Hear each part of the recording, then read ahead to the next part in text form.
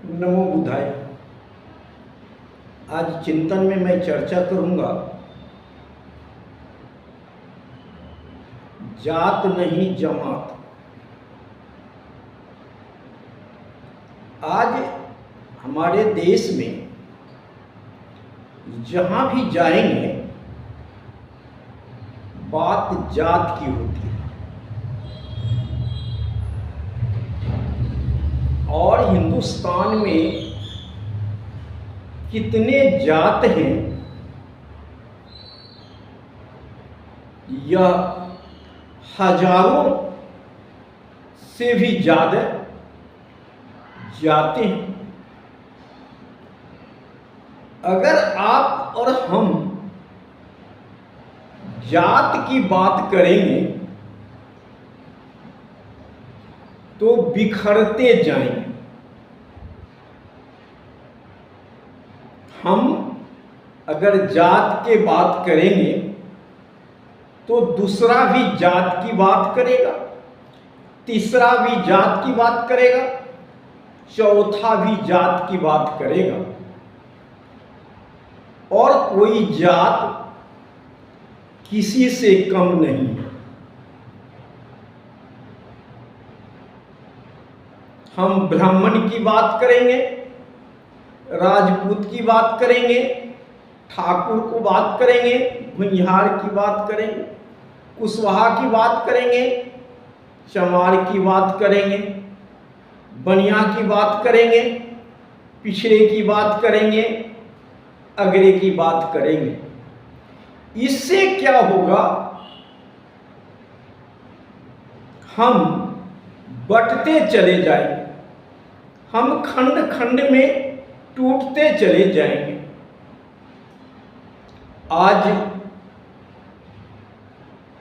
शिक्षा का युग है, हम शिक्षित हो रहे हैं तो हमें शिक्षा के अनुसार ही, तर्क वितर्क के अनुसार ही हमें एकता के लिए क्या करना चाहिए, क्या करना है, उस पर चिंतन हमें करना चाहिए। आज बाबा साहब ने जिस प्रकार जात से निकल करके जमात की बात उन्होंने किया, उन्होंने जात की बात नहीं किया, जमात की बात किया। इसलिए बाबा साहब आज पूरे देश के लोगों को कुछ न कुछ दे के गए हैं और पूरे देश के लोग उन्हें संविधान निर्माता ही नहीं बल्कि उनके समस्या का समाधान का निर्माता भी। आज भारत में लोग अगर कंधे से कंधे मिलाकर चल रहा है तो यह बाबा साहब का देन है, संविधान का देन है। समता का अधिकार उन्होंने दिया, मानवता की बात उन्होंने की। तो आज हमें संविधान की बात करनी चाहिए थी और संविधान की बात बाबा साहब ने संविधान बनाया, लेकिन बाबा साहब ने प्रेरणा कहां से लिया उस पर भी हमें ध्यान देना होगा। उनको प्रेरणा कहां से मिली? आज भारत ही नहीं दुनिया बाबा साहब को, हमारे भारत के संविधान को सर्वोपरि मानता है। सबसे प्यारा हमारा भारत का संविधान है। तो अब पीछे जाएंगे, इतिहास के तरफ जाएंगे।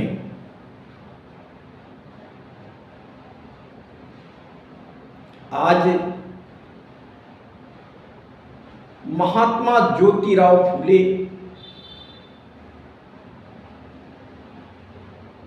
महात्मा गौतम बुद्ध का नाम,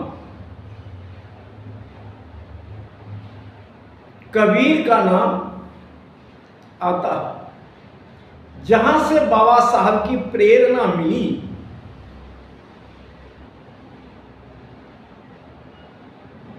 महात्मा ज्योतिराव फूले, माता सावित्रीबाई फूले, महात्मा गौतम बुद्ध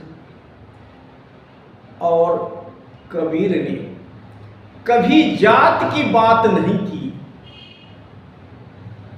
मानव हित की बात की, मानव की विकास की बात की। अगर आज माता सावित्रीबाई फूले न होती तो महिलाएं शिक्षित नहीं होती। आज महिलाएं पुरुषों के बराबर कंधा से कंधा मिला के चल रही है, माता सावित्रीबाई की देन है।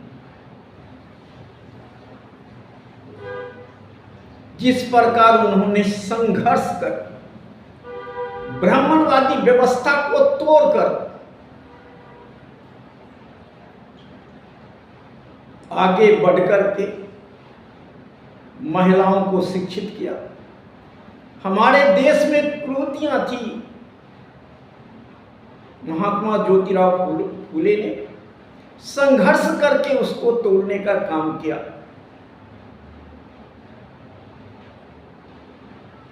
कबीर ने तो एक कदम आगे बढ़कर के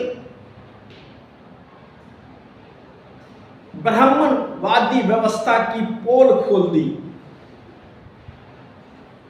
उन्होंने ईश्वर को मानने से इनकार कर दिया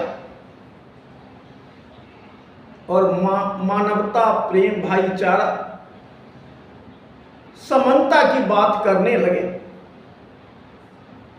आज कबीर की बातें पूरी दुनिया में सुनाई पड़ता है।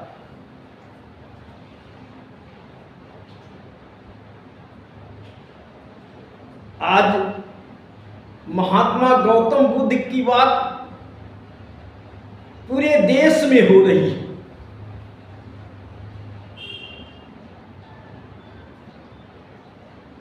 गौतम बुद्ध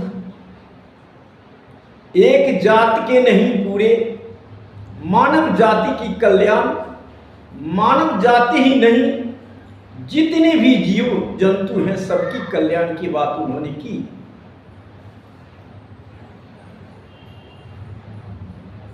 मानवता की, करुणा की, मैत्री की, भाईचारे की बात महात्मा गौतम बुद्ध ने किया। उसी की छाप आज संविधान पर दिखाई पड़ता है, बाबा साहब के मार्फत, संविधान के मार्फत। तो आज जात से हटकर के जमात के तरफ जाना है तो आपको संविधान की बात करनी पड़ेगी। संविधान की बात करनी पड़ेगी और संविधान की बात होगी तो बाबा साहब को भी चर्चा करनी पड़ेगी, सम्मानित करना पड़ेगा और संविधान के साथ साथ महात्मा गौतम बुद्ध की भी चर्चा करनी पड़ेगी। क्योंकि महात्मा गौतम बुद्ध के द्वारा हम जिस प्रकार पूरे विश्व को एक कर दिए हैं, उसी प्रकार हम भारत के सभी मानव को एक कर सकते हैं, एक सूत्र में बांध सकते हैं। इसलिए हमें महात्मा गौतम बुद्ध को आगे करके बढ़ना होगा, बाबा साहब को आगे करके बढ़ना होगा और सम्राट प्रियदर्शी अशोक को आगे करके बढ़ना होगा। तब हम समाज में एकता, भाईचारा, मानवता की बात कर सकेंगे। सभी पंथ, सभी धर्म एक रास्ते पे आ सकता है। वह रास्ता है बौद्ध धर्म की रास्ता, जो सभी धर्म स्वीकार कर सकता है। क्योंकि बुद्ध धर्म कोई धर्म नहीं है, बल्कि जीवन जीने की कला है, विकास करने की कला है, आगे बढ़ने की कला है, सबको आगे बढ़ाने की कला है। इसलिए बौद्ध धर्म को सभी धर्म स्वीकार कर सकता है और कर भी रहा है। आज जिस गति से भारत में बौद्ध धर्म की तेजी से बढ़त देखी जा रही है, उससे समझ में आता है कि सभी जात बौद्ध धर्म को स्वीकार करने के लिए तैयार है। लेकिन हम आप केवल जात की बात करने में लगे हुए हैं। हम बौद्ध धर्म की बात को पीछे छोड़ रहे हैं, जिससे हमें सबको जोड़ने में कठिनाई हो रही है। अगर एक ही बौद्ध धर्म की बात करेंगे तो हम सभी को जोड़ सकते हैं। संविधान की बात करेंगे तो सबको जोड़ सकते हैं। हाँ, कुछ चंद लोगों को पेट में दर्द होगी, जिनका रोजी रोटी पर प्रहार किया जाएगा। वो संविधान को भी नहीं मानते और वो बुद्ध के विचारों को भी नहीं मानते, इसलिए उनको पेट में दर्द होगी। लेकिन 90% जनता को उससे फायदा होगा। वो तरक्की के रास्ते पे जाएगा, शिक्षा के तरफ जाएगा, उन्नति के तरफ जाएगा, विकास के तरफ जाएगा, एकता और भाईचारे के रास्ते पर चलेगा।